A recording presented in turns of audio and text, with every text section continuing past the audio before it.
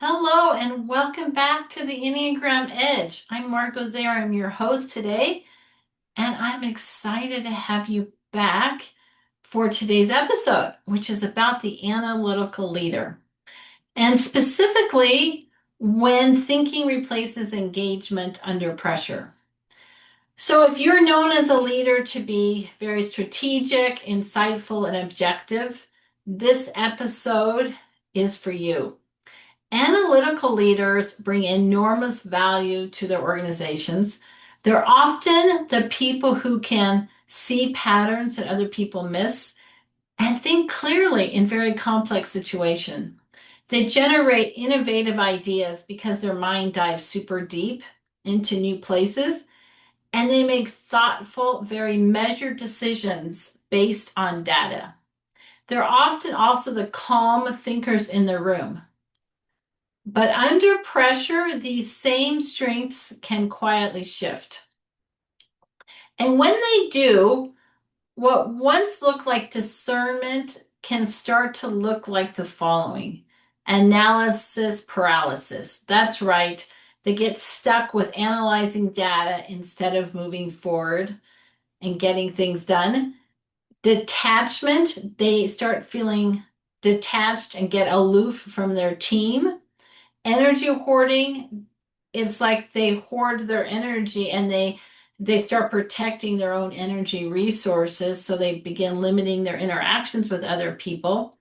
And this creates a delayed engagement with their team. So today we're really going to unpack the strengths of the analytical leader and this core tension of knowledge versus detachment, and why stress can drive overthinking and withdrawal for this type of leader. And specifically, the cost for this leader when this thinking replaces engagement and they're no longer engaging with their team. And then we're going to unpack two important reset levers that can help restore connection and action. So, if you've been stuck in your head and you get into this place of like over processing decisions, looking for more and more data to figure out what the right decision is, or you start feeling increasingly disconnected while trying to lead your team, this episode will give you a practical path forward. So let's dive in.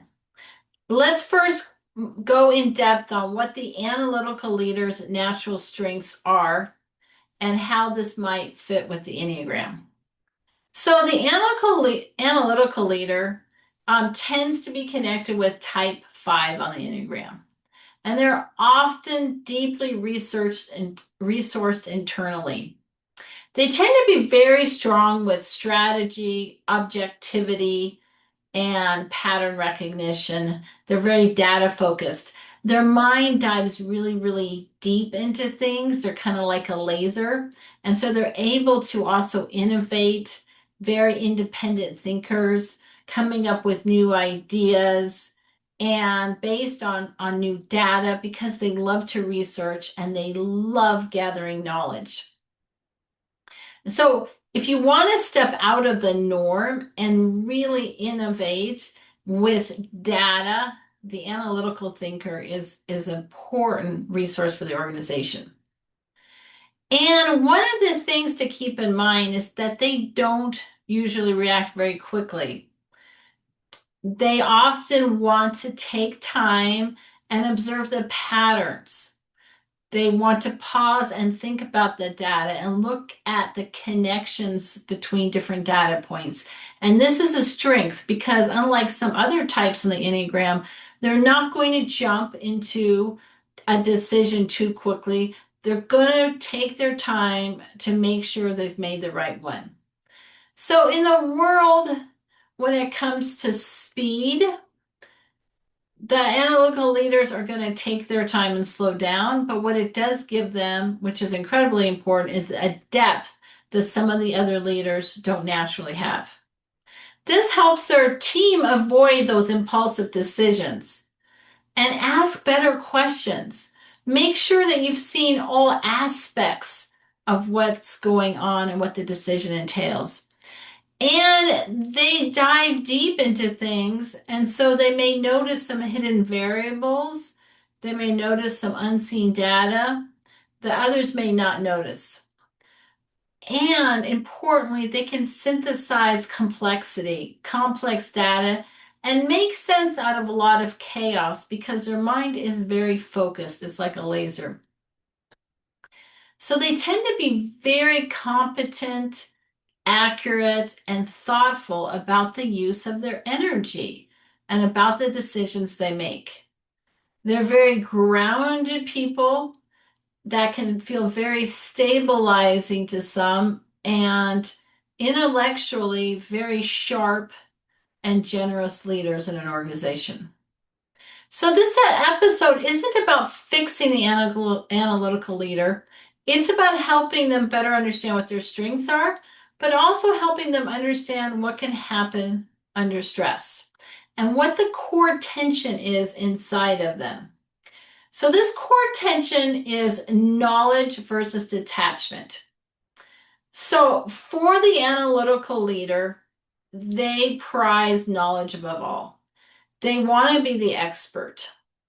They want to, as the type 5, really know what they're talking about and have all the facts and figures assembled to make the decisions. So when they're healthy, this knowledge supports engagement with their team. You think deeply as an analytical leader, and then you bring this thinking into the room, and it helps the team make decisions that are grounded and smart and data-based. But here's the kicker. Under stress, this knowledge can become an issue. It can become a substitute for true engagement with your team. So in other words, instead of thinking in order to connect and lead, this leader starts thinking in order to avoid uncertainty, overwhelm, or depletion. So this is what happens. The internal experience of the leader may sound like this. I need more clarity before I speak. I need more information before I commit to this path, before I make a decision. I'm not ready to share this yet. I'm not ready to share my decision yet with the team. I need a little bit more time to think about this. Now, sometimes this is true, but under sustained stress, this pattern can become less about strategy and more about protection. And that's what I want to dive into today. When thinking starts replacing engagement with the team. So, stress can drive overthinking and withdrawal for these analytical leaders. Let's talk a little bit about what's happening beneath the surface. So, when an analytical leader is under pressure, stress can feel and sense like an overload to the system. Too many demands, too much interaction, too much uncertainty, too much access needed to them. They can feel literally overwhelmed by almost too much attention. Their skin can become like they begin to crawl almost their skin, very uncomfortable with actually this much attention occasionally and this pressure. And so when this happens, the analytical leader may not become dramatic at all. They don't go outwardly dramatic like some types, but they become inward. They go into a withdrawal pattern. And because of this overwhelm, they start conserving their energy by reducing their availability and their engagement with their team. So, for instance, perhaps reducing meetings, collaborations with others, back and forth communication, making everything more streamlined in their communication, reducing the niceties, cutting to the chase, just getting to the core of what matters.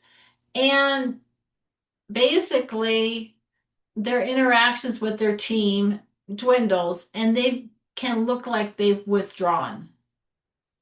So internally, what's happening for them is the sense of, I'm trying to preserve enough bandwidth to think clearly, to continue to engage. And this is why I'm describing this as an invisible energy budget. When they reach a certain level where they feel like their energy is becoming sapped by the team, because most of them honestly are introverts, managing a team, sometimes as an analytical leader, can feel like their energy is being drained. They get into this mode of preserving their energy and bandwidth. Analytical leaders are frequently tracking their energy in ways that people just don't see or notice. And so, under stress, they may feel like they need to hoard it in some way. Hoard information, they're not willing to share.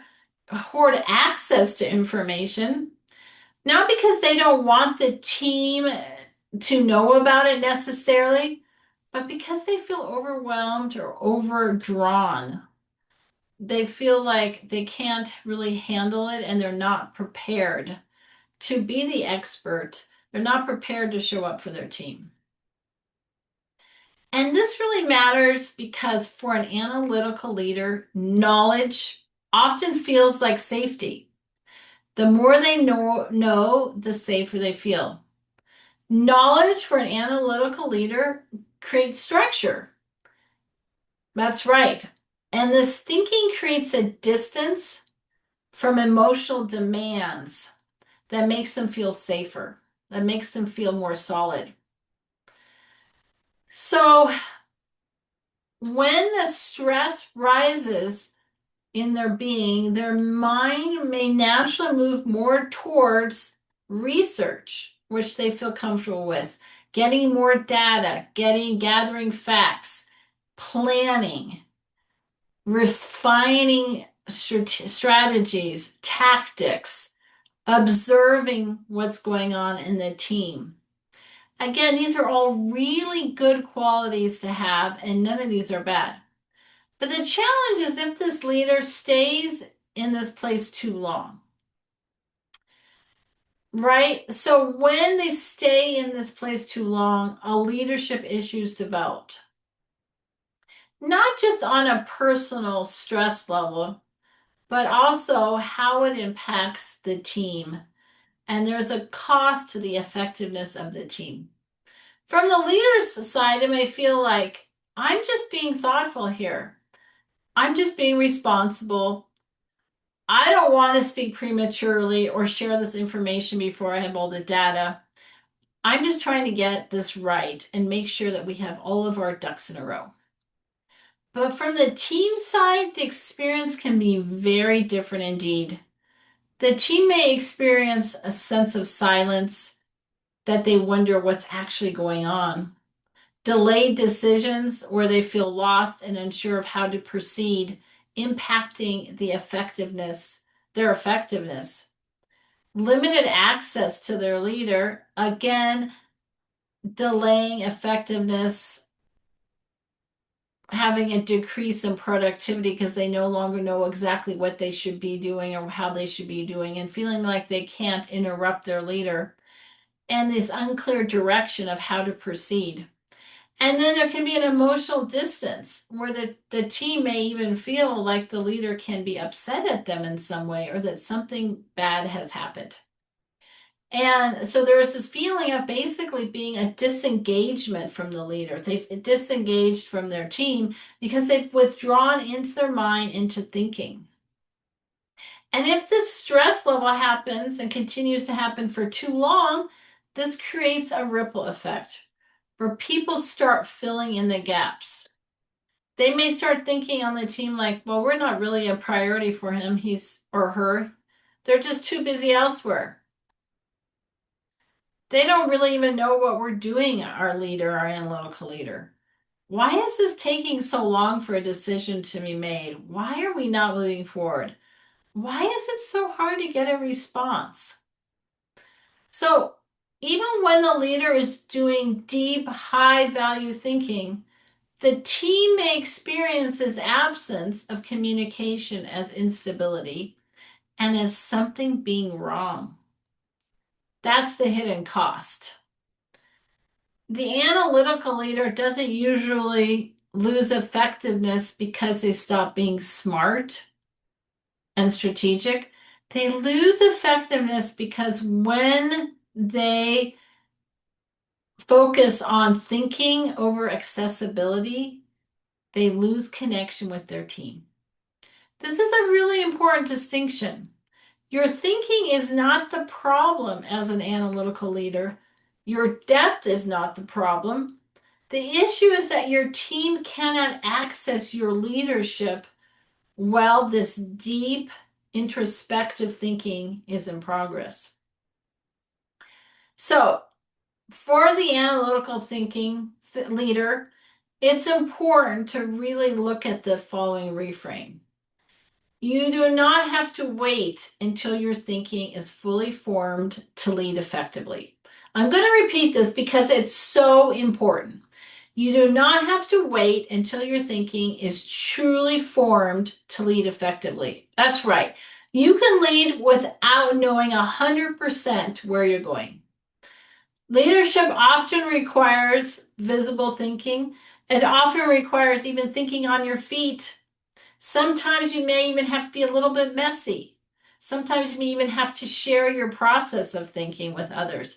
You don't have to have it all wrapped up in a bow to be an effective leader. Analytical leaders often assume that they should only speak or present something once all the thinking is complete and they're ready to present it to their team. But often the team needs something earlier. They need to be involved earlier than most analytical thinkers and leaders are comfortable sharing. They need context earlier. They need direction earlier. They need updates on what's going on with the thinking and decision-making process. And they may even want to collaborate and there being input because obviously the more input you have from your team, the better engagement you're going to have. They also may need some signs of movement, that there's movement forward on whatever decision's happening. And they also, most importantly, want to feel like they are part of what's going on. They want to feel that relational connection and presence with you. So sometimes even a brief check-in is enough to restore the trust with your team. So, here's what I'm evaluating. Here's what I'm looking at. Here's what I know so far with this decision. Here's what I'm investigating. Here's what I'm thinking through right now. Here's what I'm considering. Or perhaps it's giving them an idea of the timeline. Here's what I'm going to get back to you with regards to this decision. The importance is to open up some gates of communication earlier than you would naturally feel comfortable. This will keep the depth of your interactions with others and allow you to continue keeping the depth of your thinking at the same time. It's so important to remember to continue engaging while you're going through this thinking process. So here are 2 reset levers that can help you with this challenge. The first one is what I'm calling time box thinking. So analytical leaders are often excellent thinkers, but under stress, this thinking can expand indefinitely. What I mean by that is that they search for that one more variable to research, the one more angle they haven't looked at, that one more article they should research and read, that one more refinement on the project. So time boxing is key because it helps against and protect against this thing called analysis paralysis by creating a container. This is not about rushing your process as an analytical thinker. It's about creating a container that can prevent you from hiding out in thinking and in gathering knowledge instead of taking action. So a time box, for instance, could be, I have 30 more minutes to think through this before I make a decision. Or I'm going to gather data today and decide tomorrow by 2 p.m.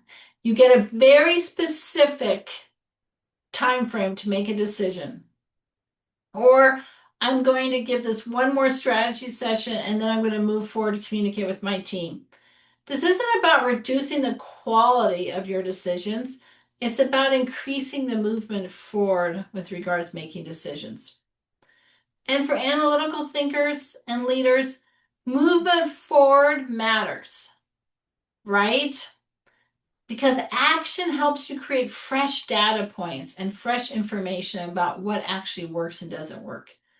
Sometimes the clarity you've been waiting for really only comes after engagement and action begins. You have to get into action to learn what's true about that specific situation. So, practical ways to use time box thinking.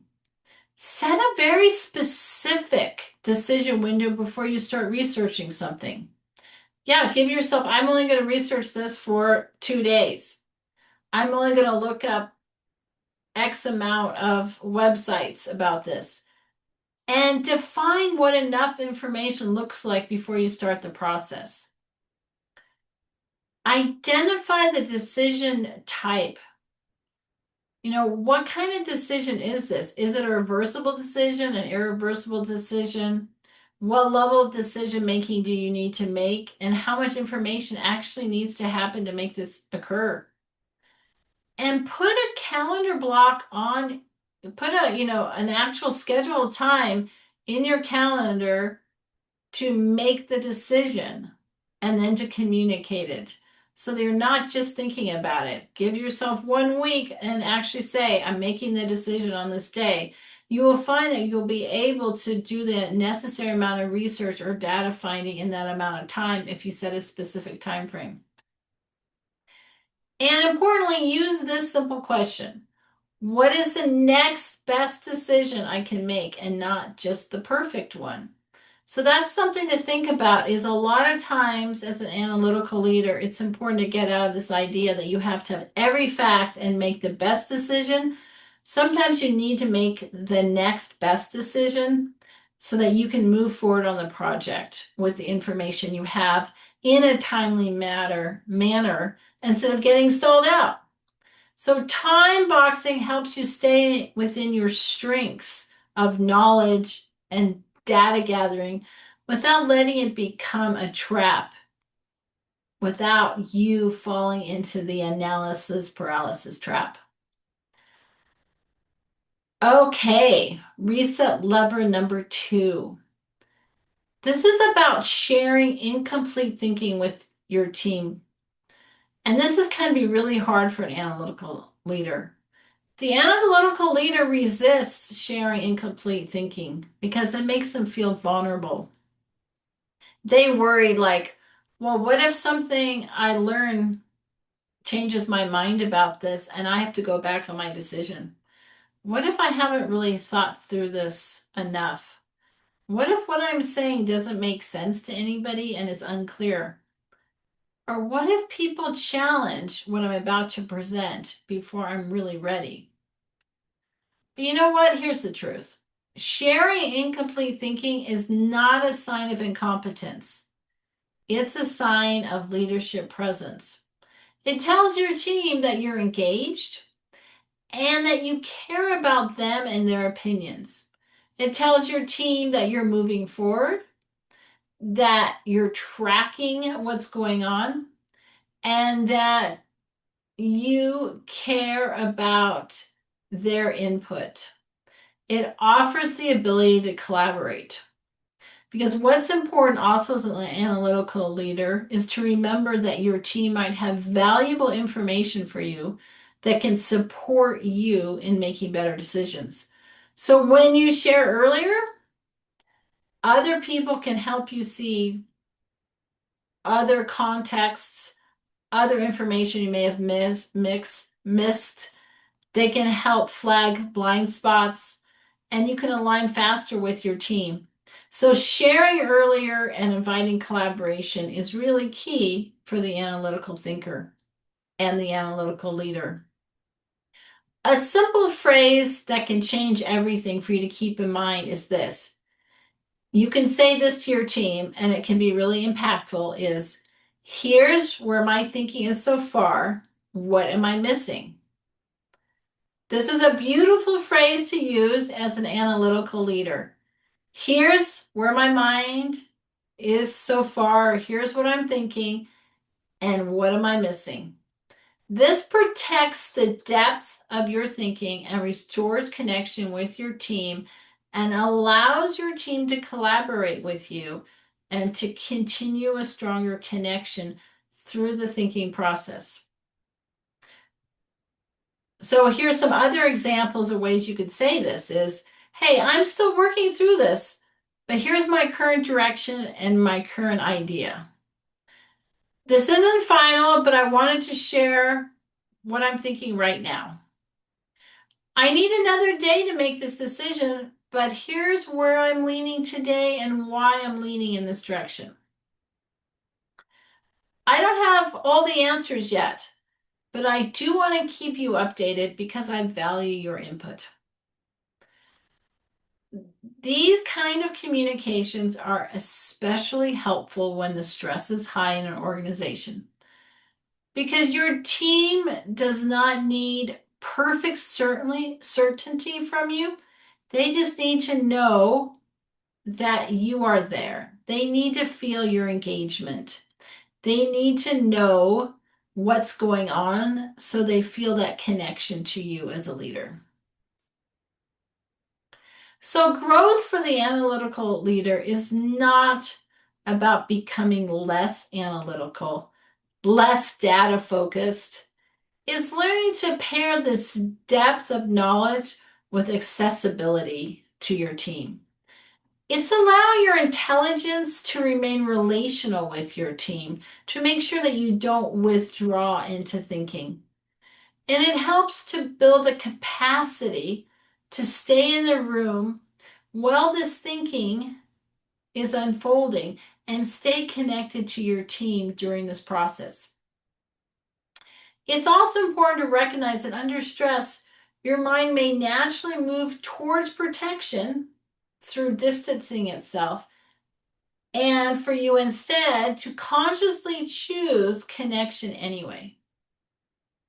So, what this might look like for you is shorter updates instead of disappearing when you're under stress, clearer timelines with your team instead of silently processing things and then springing a timeline on them, collaborating earlier in the cycle or in the decision making process so that you involve your team, and naming your bandwidth needs instead of going completely off grid. Hey, I need tomorrow to really focus on this by myself and I'll get back to you.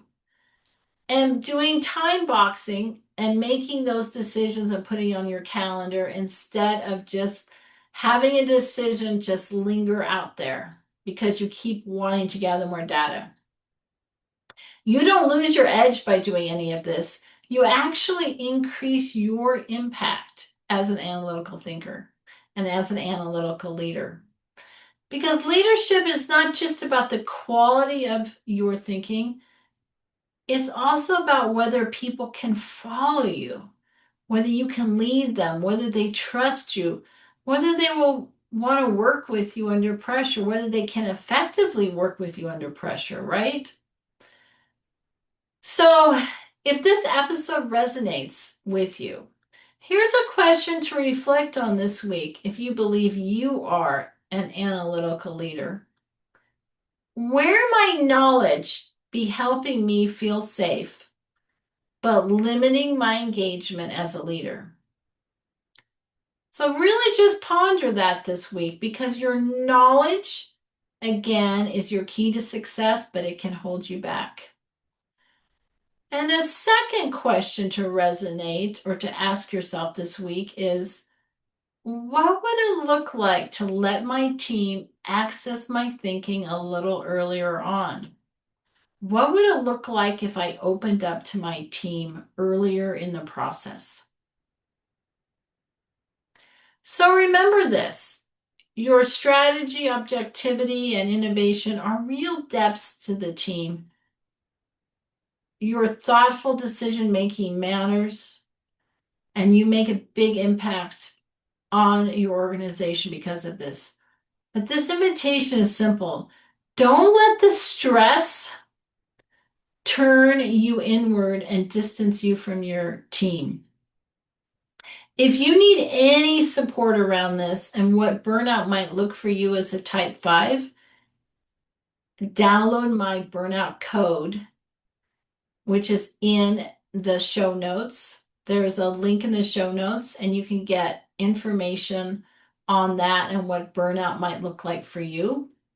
And I would be happy to assist you in moving into a more empowered place as an analytical leader so that you can create a better and deeper relationship with your team. Thanks so much for listening to the Enneagram Edge today.